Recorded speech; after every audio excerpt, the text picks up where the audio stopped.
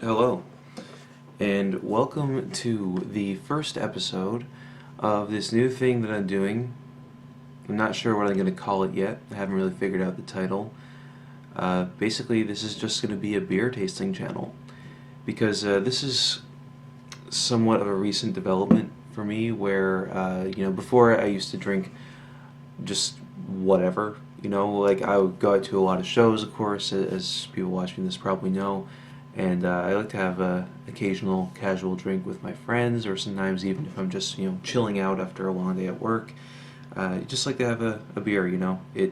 But when I was a teenager, of course, when I feel like a lot of teenagers, when you first start drinking, you're just doing it either to be rebellious or because you're curious, of course, or just because you want to get fucked up. But as I got older, that mindset really switched, and now it's like I really enjoy drinking beer just because of the taste. I really just enjoy the taste of beer so much. And I used to drink things like, in Newfoundland, of course, we have things like Black Horse and India and Blue Star, Kitty Vitty, all these local brands that are there. But I started to realize that, beyond also the big companies, like Miller and Coors and Bud Light, that there is so much craft beer and microbreweries out there in the world who make their very own unique flavors that I had no idea existed. So this is a very recent thing for me where I'm starting to get into wanting to taste more beers that aren't part of those big companies anymore. And I know that there's a huge craft beer community on the internet, whether it's on Reddit or on YouTube or whatever. But I don't necessarily want to become a part of that community. I mean, maybe I will. Who knows? This is more of a personal thing for me, just trying to using this as an avenue to broaden my own horizons.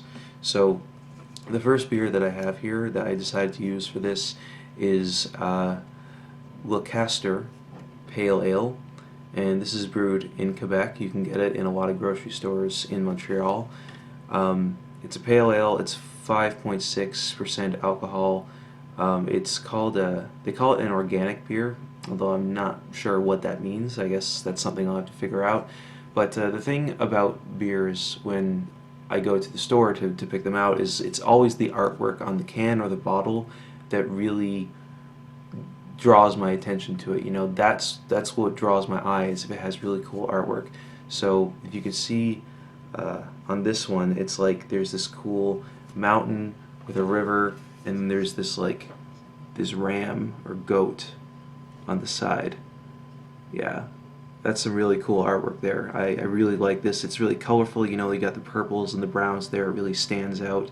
And then the little flakes of snow. It's pretty cool. The ingredients as listed are just the pure ones that you find in most beers: malted barley, hops, yeast, and water. Then on the back it says, brewed with classic American hop varieties, in brackets Cascade and Centennial. This beer was inspired by the balanced profile of early American pale ales, brewed on the west coast of the USA.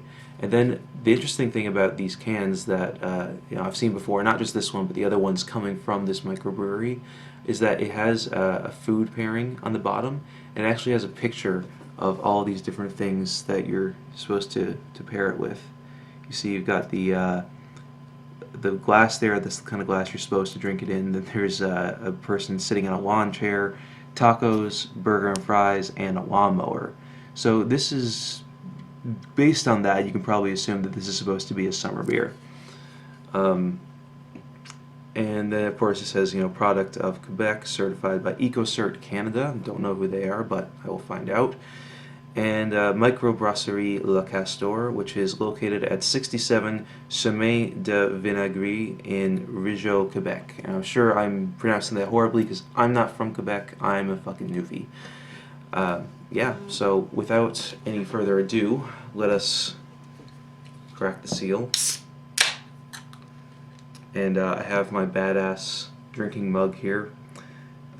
This was bought for me back, I think it was I don't know if it was for my birthday, if it was for our housewarming party here in this apartment. A friend of mine got it for me. I think it's badass. I mean, look at that. That's metal as fuck. Yeah. So also my beer pouring skills are not the best, but that's something that you'll have to learn. I'll have to learn to get better at as time goes on.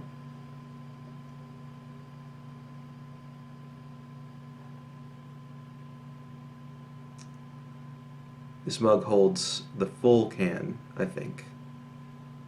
But of course, because I suck at pouring, it's like mostly head. The thing I've seen that you're supposed to do is to actually smell it first to get the aromas that are coming out of it. And what I'm smelling with this is it's almost lemony. You know, I get where they're going for the whole summer beer thing, because it really does smell a lot like lemons, like something you would have out on, you know, the patio on a nice hot summer day, maybe after someone in your house has just finished cutting the lawn, and you have that scent of like freshly trimmed grass. You know, that's definitely the vibe I'm getting with this.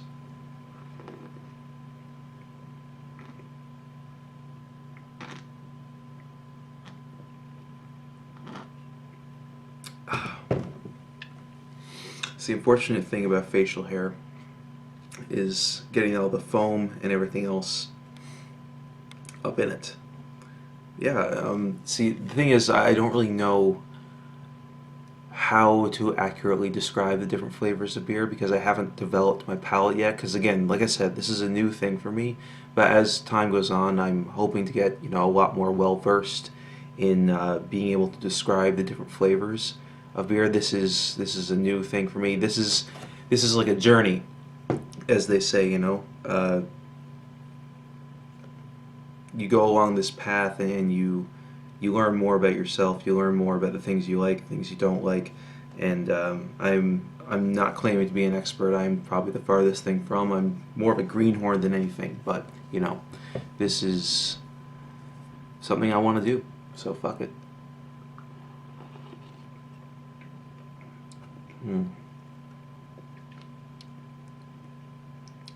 I do like this though. It's quite good.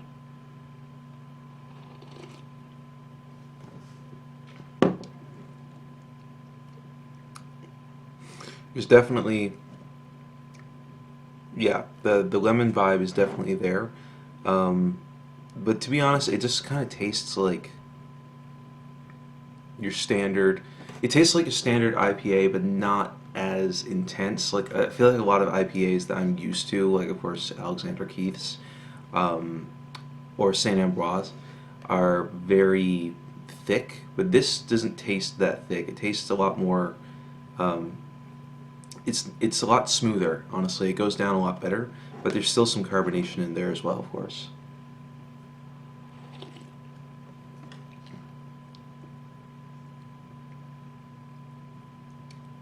Mm. Yeah, well, that's pretty good. Um, I guess on the other things that I should be talking about, um, anyone who's watching this probably knows about my musical projects already. I mean, this I'll probably end up posting this as like a cross-post thing onto the social media for things like Mistwalker. But when it comes to these videos, like what I'm aiming to do is I want this to be more like a vlog sort of deal, you know? So I don't just want to talk about beer, even though beer is great. I want to talk about other things too, you know, whether that be just the things that are happening in regards to that music side of my life, or just things that are, you know, genuinely interesting to me. God, burping already. For example, we had a Fog Lake Jam today. I don't know if anyone knows this regarding Mistwalker, but Mistwalker is not the only band that I'm in. I actually also play drums for my buddy Aaron, who plays in Fog Lake. He's relatively popular. You know, it's not necessarily my style of music. It's bedroom pop, which is something that I mean, fucking look at me, I'm a metalhead. It's not necessarily something that I would normally find myself involved in, but Aaron is one of my best friends, and you know, it's a pleasure, honestly, to be able to help him bring that music on the road. So the thing is, we're going on tour in June. Or at least we're supposed to be. There's some issues with that, but you know, it looks like if everything goes through regarding visas, we're going to be touring in the United States, going down to the East Coast, New York, going to a bunch of different states in the Midwest, like Wisconsin, Minnesota, I think, you know, that kind of area. So I'm really excited to see that, and I don't know what the laws are regarding bringing alcohol back across the border, but if I can find some cool craft beers down there, I would definitely like to do it. But yeah, so we actually have a fundraising show coming up very soon. It's coming up on this Thursday, actually, and I'm recording this on Sunday, so that's coming up pretty quickly.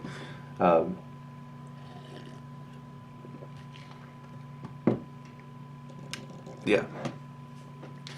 So you know, it's metal is my fucking life. You know, I fucking love it. It's the thing that I'm probably the most passionate about in all of the facets of humanity. Really, I just fucking love heavy metal music. But you know, it's not the only thing that I'm into either. Last night, me and my girlfriend went out to see Infrared. Now, if you've never heard of Infrared, they are a thrash metal band from Ottawa. I think they're from Ottawa. And they only released one album way back in the 80s when they formed. Then they broke up, or they quit. They went on an extended hiatus forever. And then they've only come back within the last few years and released a new album, their second album, and are now back trying to tour full time. We saw them first when they opened for Razor back in, I want to say that was in February, but I can't remember exactly. But they opened for Razor quite recently, and then they were playing this smaller show last night at Turbo House, where they were playing alongside three other bands, Black Mass, Reanimator, and Vor. Every single one of those bands is fucking awesome. Infrared has that vibe of being like sort of Megadeth-esque, where you know they have some cool, interesting dynamics in their music, but at the same time they're not like as extreme as, you know, like a band like Slayer or something like that. But they have riffs that are very easy to like get into, and they have some really catchy choruses. My favorite track by them is TOC, which stands for Terrorist on Call, so I highly recommend that one.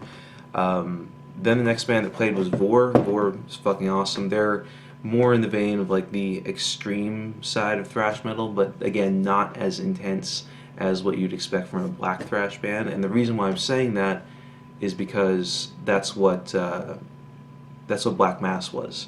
Black Mass, I think they're from Boston, and they were like, you know, they're, when you think of black thrash metal, that's exactly what it is. It was that really high octane, like the really raspy vocals that were coming out over like, you know, blast beats versus like the really fast thrash punk beats. Fucking awesome. And of course, Reanimator, who actually, I want to say they sounded like Municipal Waste or Iron Regan, but I think the reason why I'm saying that is because their drummer actually looked like Tony Foresta, and he was making the weirdest, funniest faces the entire time, and their vocalist was also drinking beer out of a jerry can. So, you know, I can definitely get behind that as well.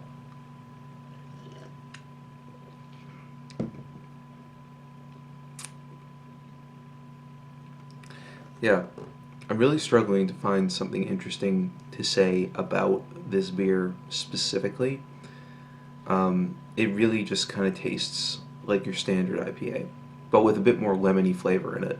It's a little bit sweeter, you know, but it still has the kick, like the strong kick that you'd expect from an IPA. Which, I mean, personally, IPAs are my favorite beers.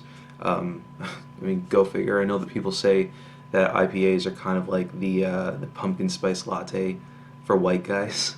And I mean, I guess it's fucking true, because God, man, I love IPAs. Like, God, give me an IPA, I'll fucking drink it. So, yeah, those are my thoughts on, again, the Castor Pale Ale. I love that artwork. It's fucking great. I'm going to definitely be trying more beers from this microbrewery as time goes on. But, you know, I realize that I'm kind of rambling here, but I do hope that as this series goes on further, that I'm going to get better at being able to describe these flavors and, you know, kind of immerse myself in the world of craft beer and become more well-rounded as an individual, because, you know, when it comes to culture, of course, there's many different aspects to culture. You have, you know, music, you have art, you have dance, you have all that kind of stuff, and you have things like fashion, of course. But food, obviously, and drink plays a huge role in that as well. And I would like to think of myself as becoming a cultured individual. Definitely not saying that I am one at the moment, but I'd like to think that that's what I'm working towards. So yeah, until next time, peace out.